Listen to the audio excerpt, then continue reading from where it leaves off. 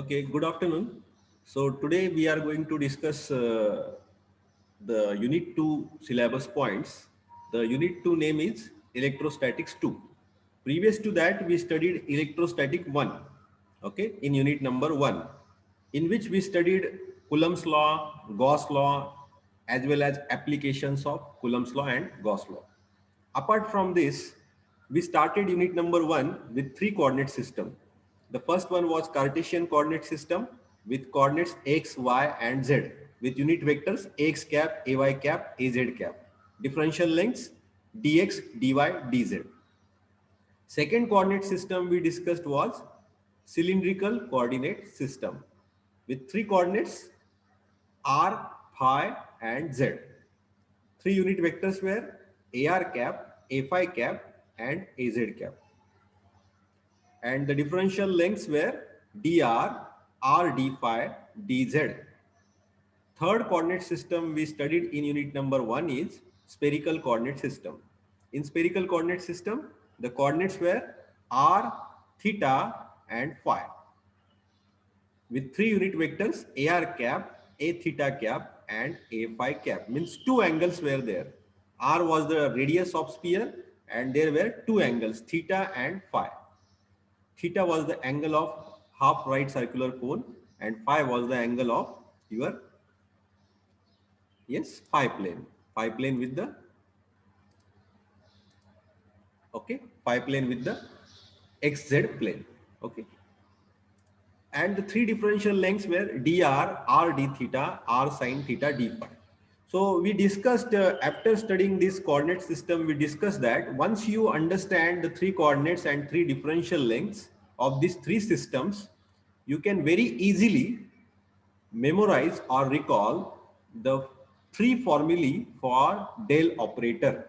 Del operator in three coordinate system. We can very easily recall or memorize the formulae if you know the differential lengths of these three systems. And based on the del operator, we discussed four types of operation with del operator. Two operations were on scalars, two operations were on vectors. Okay. If you operate del operator on scalar, you can have gradient operation. Okay. You can have Laplacian operation. If you operate your del operator on vector, then you can have two types of operation. One is divergence of a vector, curl of a vector. After which we discussed two important theorems on del operator, that were divergence theorem and Stokes theorem, in which we studied divergence theorem is useful to convert surface integral into volume integral, and Stokes theorem is useful to convert line integral into surface integral. We already covered these points and hope you studied these points later on as well. Apart from this, in unit number 1, we solved numericals on Coulomb's law, Gauss law, electric field intensity, electric flux density, electric potential, as well as electric work done. Okay, as well as divergence and gradient. And we also studied how to calculate dot product as well as cross product. What were the formulae? Now in this unit, we already discussed what is the syllabus of unit number 2. This was the syllabus of unit number 2, and as discussed earlier, I gave the rating to these points of syllabus point. I gave 1-star rating to polarization concept, then almost 4 stars or 5 stars to this boundary conditions. Okay, 3 boundary conditions are there, we are going to discuss. So 4 to 5 stars I gave to this particular point. That means it is very important point. Then I gave 2 star to this Poisson's and Laplace equation, as well as there is one more concept, that is continuity equation is also there in this syllabus. Then I also gave 2 star to the concept of capacitance, in which we are going to study 2 to 3 types of capacitive arrangement. That means parallel plate capacitor, cylindrical plate capacitor, Okay, that means both the plates are cylindrical in nature, first plate and second plate, and this cylindrical arrangement forms a capacitive effect. Third type of arrangement was spherical shape capacitance, spherical plate capacitance. Sphere, that means first plate is a sphere, second plate is also sphere. Okay. So up till now, you have discussed as well as studied only parallel plate capacitive arrangement, parallel plate. First plate is a plane, second plate is a plane. In between these two, there is a dielectric. So what is the formula of capacitance for this arrangement? C is equal to epsilon A by D. C is equal to epsilon A by D, where A is the area of the first plate as well as second plate, and D is the distance between these two. And what is epsilon? Epsilon is a dielectric constant or permittivity of this medium in between these two. So C is equal to epsilon A by D for this parallel plate arrangement. So what is the capacitance formula for spherical plate arrangement as well as cylindrical plate arrangement? That we are going to explore in this particular unit. And based on that, you may find numerical as well as theoretical concepts or derivation they may ask you. Okay, so this way the unit number 2 is there, and we are planning to cover these particular points in next 4 to 5 lectures. We need to finish this unit number 2. So let us quickly go to the next point, that is what is the meaning of conductor, what is the meaning of dielectric, why this polarization is very important, what is dielectric strength. Okay, so we will start unit number 2 points. So what exactly conductor is? Conductor म्हणजे काय रे? Conductor has, you go through these points, conductor has abundance of charge that is free to move. आता कंडक्टरच्या आतमध्ये काय असतं? Free charges असतात की नाही? तुम्ही 12th मध्ये शिकलेत ना? इलेक्ट्रॉन्स फ्री असतात, म्हणजे त्याचं हे जे आहे न्यूक्लियसच्या भोवती जे ऑर्बिट्स असतात बघा, पहिलं जे ऑर्बिट असतं 2 इलेक्ट्रॉनचं असतं, नंतर 8चं असतं, आठवा तुम्ही थोडंसं. ठीक आहे. आता जे आउटर ऑर्बिट आहे त्याच्यामध्ये 8 इलेक्ट्रॉन्स नसल्यामुळं होणार काय, जे 4 आहेत ते फ्रीली मुव्हेबल आहेत, म्हणजे ते अराउंड द न्यूक्लियस फिरतात. ओके, थोडक्यात त्यांचं 8 हे जे आहे त्यांचं जे बॉन्ड आहे तो कम्प्लीट नसल्यामुळं 8 इलेक्ट्रॉन्स आउटर ऑर्बिटला नसल्यामुळं बाकीचे इलेक्ट्रॉन्स फ्री असणार मग. ठीक आहे. तर कंडक्टर मधून इलेक्ट्रिसिटी फ्लो होते, तुम्हाला माहिती आहे. सेमी कंडक्टर आठवा तुम्ही ईडीसी मध्ये शिकले असेल. आउटर ऑर्बिटला जे फ्री इलेक्ट्रॉन्स असतात, जर एक्सटर्नली इलेक्ट्रिक फील्ड अप्लाय केलं, एक्सटर्नल बॅटरी जर कनेक्ट केली तर काय होतं, जे फ्री इलेक्ट्रॉन्स असतात ते काय होतात, मूव्ह होतात, आणि म्हणून कंडक्टर मधून करंट फ्लो होतो. असं आपण ईडीसी मध्ये पण बघितलं असेल, तुम्ही शिकला असाल. ओके, त्याचा अर्थ काय असतो, कंडक्टर मधून करंट का जातो, कारण त्याच्यामध्ये फ्री इलेक्ट्रॉन्स असतात. फ्री इलेक्ट्रॉन्स म्हणजे इलेक्ट्रॉन काय असतो, एक चार्ज आहे, आणि होल्स म्हणजे सुद्धा काय, चार्ज, म्हणजे इलेक्ट्रिक चार्ज. ओके, तर सगळ्यात महत्वाची गोष्ट काय, conductor has abundance of free charges, म्हणजे खूप चार्जेस आहेत. Okay, consider this example. You see, हा सपोज कंडक्टर आहे. ओके, आता या कंडक्टरच्या बाहेरून आपण काय केलंय, इलेक्ट्रिक फील्ड अप्लाय केलंय. तुमच्या स्क्रीनवर दिसत असेल, इलेक्ट्रिक फील्ड बाहेरून अप्लाय केलंय, external. Okay, due to this what will happen, स्क्रीनवर तुम्ही लक्षात घ्या. Due to this external electric field, externally applied electric field, positive charges will be pushed along one direction. Okay, and negative charges will move in opposite direction. आता कोण पुढे जाईल हे तुमच्या इथे लक्षात येईल बघा. या स्क्रीनवर बघा, a part, this a part. When you apply external electric field to this particular conductor, आणि कंडक्टरच्या आतमध्ये काय आहे, आपण असं म्हटलो, conductor has abundance of free charges. मग कोणते चार्जेस, होल्स पण असतील आणि इलेक्ट्रॉन्स पण असतील. आता बाहेरून ज्यावेळेस इलेक्ट्रिक फील्ड आपण अप्लाय केली, बाहेरून एक्सटर्नल इलेक्ट्रिक फील्ड ज्यावेळेस आपण अप्लाय केली अशी कंडक्टरला, तर काय होईल, जे होल्स असतील ते होल्स एका डायरेक्शनला मूव्ह होतील, along the direction of E bar, म्हणजे ई बारच्या दिशेला ते त्या बाजूला मूव्ह होतील, आणि इलेक्ट्रॉन्स काय होतील, इलेक्ट्रॉन्स अपोजिट डायरेक्शनला मूव्ह होतील सगळे. ओके, आणि याने होणार काय, याने होणार काय? येस, याच्यामुळे होईल काय? स्क्रीनवर बघा, या आतमध्ये एक इलेक्ट्रिक फील्ड तयार होऊ राहिले. कसं तयार होणार? कारण इलेक्ट्रॉन सगळे ह्या दिशेला आले बघा, ह्या बाजूला आले, आणि होल्स कुठं आले? ह्या बाजूला आले. त्याच्यामुळे काय झालं? ऑटोमॅटिकली इलेक्ट्रिक फील्ड तयार होईल. कारण इलेक्ट्रिक फील्ड तयार कधी होतं? जर पॉझिटिव्ह चार्जेस एका बाजूला असतील, निगेटिव्ह चार्जेस एका बाजूला असतील, ऑटोमॅटिक इलेक्ट्रिक फील्ड तयार होणारच ना. कळतंय? मग ते internal, this is called as internal electric field, EI. This EI will try to oppose this EE. EE म्हणजे काय? Externally applied electric field. EI will oppose this EE.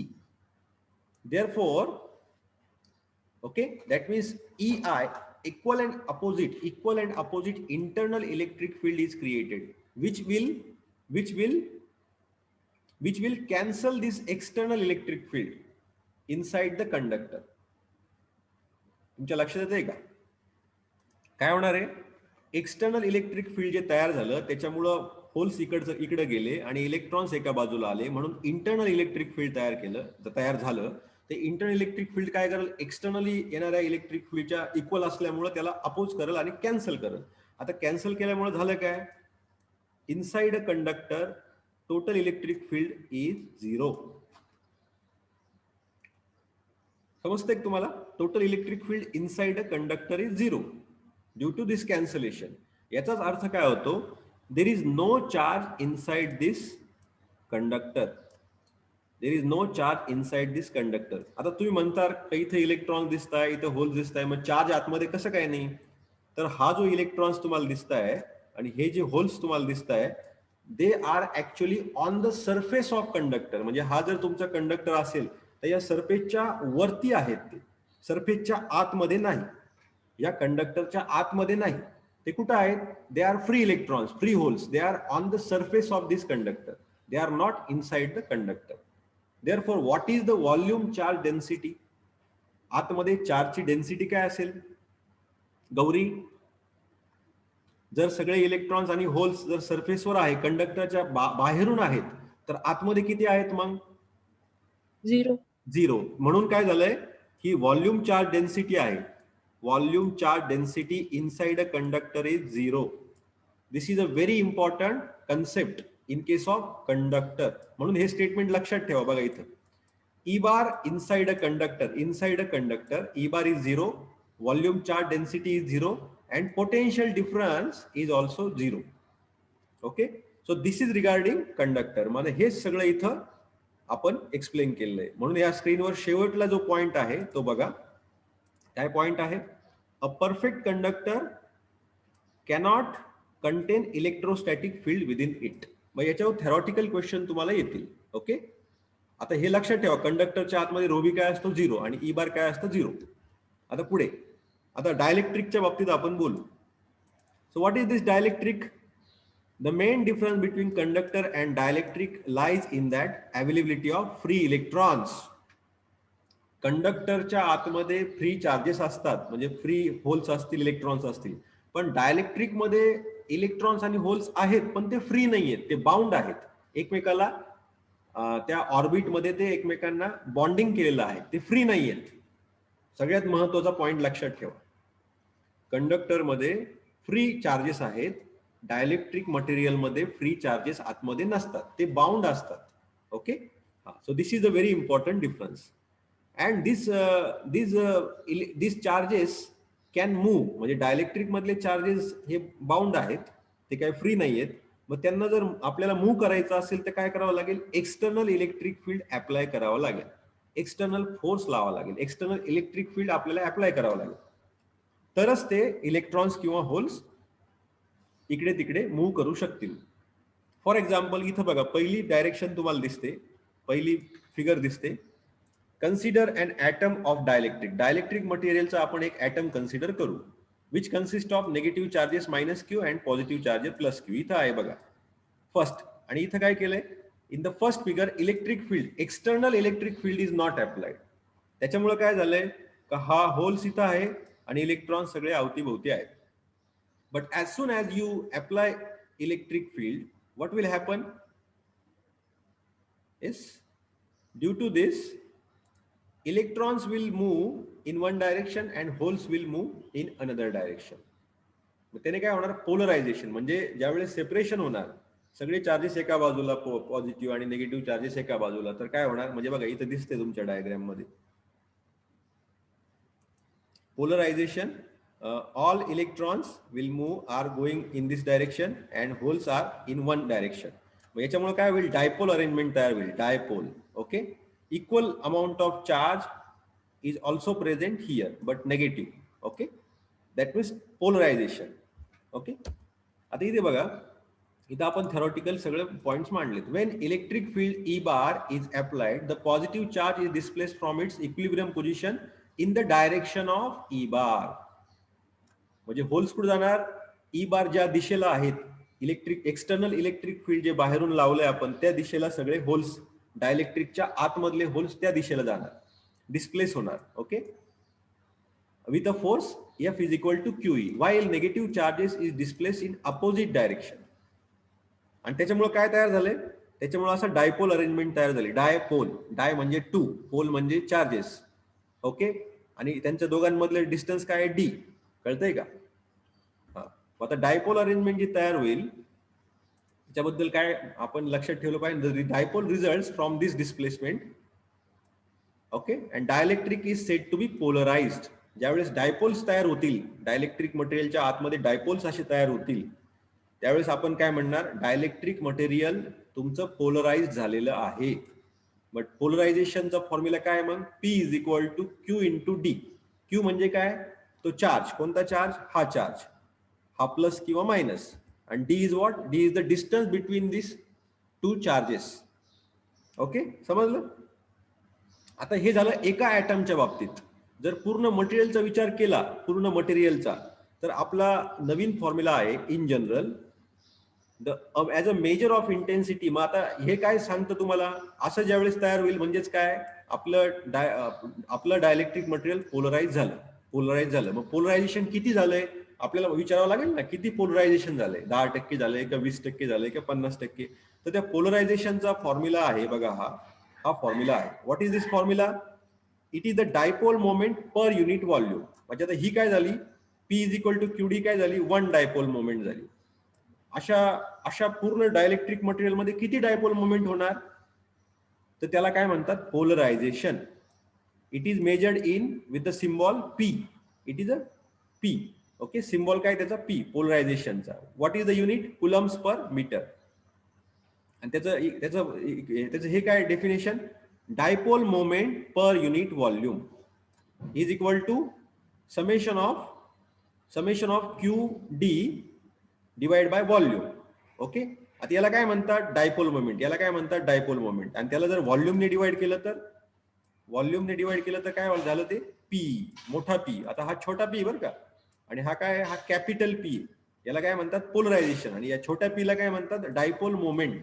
लक्षात ठेवा, small p is a dipole moment and total polarization is nothing but dipole moment per unit volume. म्हणून इथे या फॉर्म्युल्यामध्ये व्हॉल्यूमने divide केलेलं आहे. बघा, व्हॉल्यूमने इथे डिवाइड केलेलं आहे. याची स्लाइड्स तुम्हाला पीपीटी मी तुम्हाला शेअर कराल ग्रुपवर. Okay, so what is the conclusion, thus we can conclude major effect of external electric field E bar on dielectric. काय, डायलेक्ट्रिक मटेरियलला जर बाहेरून इलेक्ट्रिक फील्ड अप्लाय केलं तर नेमकं काय होतं, तर क्रिएशन ऑफ डायपोल मोमेंट्स. म्हणजे पहिला डायपोल तयार झाला, दुसरा तयार झाला, तिसरा तयार झाला, n number of dipole moments तयार झाले. आणि ते कोणत्या दिशेला अलाइन होतात, ते कोणत्या दिशेला अलाइन होतील, in the direction of E bar. म्हणजे आता बघा, हा इथं तुम्हाला दिसतोय बघा, हा एक डायपोल मोमेंट आहे, हा दुसरा डायपोल मोमेंट आहे, हा तिसरा डायपोल मोमेंट आहे. ओके, हे सगळे कोणत्या दिशेला झाले, तर पॉझिटिव्ह चार्जेस इकडे जातात, निगेटिव्ह चार्जेस इकडे, पॉझिटिव्ह चार्जेस इकडे, निगेटिव्ह. का, कारण एक्सटर्नल इलेक्ट्रिक फील्ड ह्या डायरेक्शनला आहे. दिस इज एक्सटर्नल इलेक्ट्रिक फील्ड. ज्या दिशेला इलेक्ट्रिक फील्ड आहे त्या दिशेला होल्स जातात आणि इलेक्ट्रॉन्स अपोजिट दिशेला जातात. आणि म्हणून काय झालं, डायपोल्स तयार झाले. तर डायपोल मधलं डिस्टन्स काय आहे, दोन पोल मधलं डी. जर इलेक्ट्रिक फील्ड अपोजिट डायरेक्शनला असती, अशी असती, जर ई बार विरुद्ध दिशेला असतं तर काय आलं असतं, हे होल्स जे आहेत डायपोल मधले जे पॉझिटिव्ह चार्जेस आहे ते ह्या दिशेला असते. हे झालं इलेक्ट्रिक फील्ड अप्लाय केल्यानंतर. ज्यावेळेस इलेक्ट्रिक फील्ड अप्लाय केलेलं नाही त्यावेळेस काय असतं, हे डायपोल्स असतात, पण मग एखादा डायपोल असा असतो, एखादा डायपोल ह्या दिशेला असतो, एखादा असा असतो, एखादा असा असतो. म्हणजे काय, रॅन्डमली अलाइंड असतो. तो डायलेक्ट्रिक मटेरियलच्या आतमध्ये डायपोल असतो, पण मग तो रॅन्डमली असतो. आता या डायलेक्ट्रिक मटेरियलचे सुद्धा दोन प्रकार आहेत, polar dielectric material, non polar dielectric material.